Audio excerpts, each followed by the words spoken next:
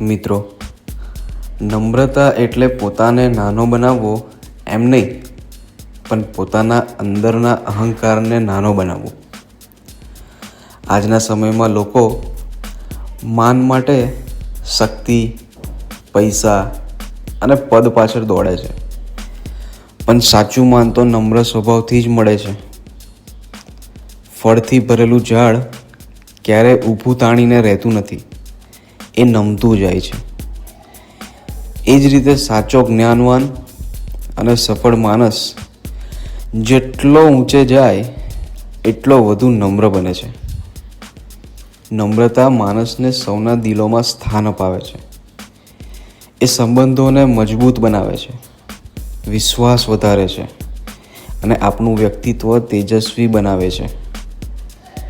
મિત્રો, યાદ રાખીએ, અહંકારથી આપણે લોકો પર મનધારી અસર કરી શકીએ, પણ નમ્રતાથી લોકોના દિલ જીતી શકીએ છીએ.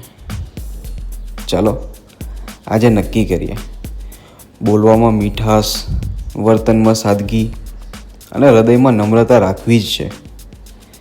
કારણ કે નમ્રતા માણસને સાચું માન અપાવે છે.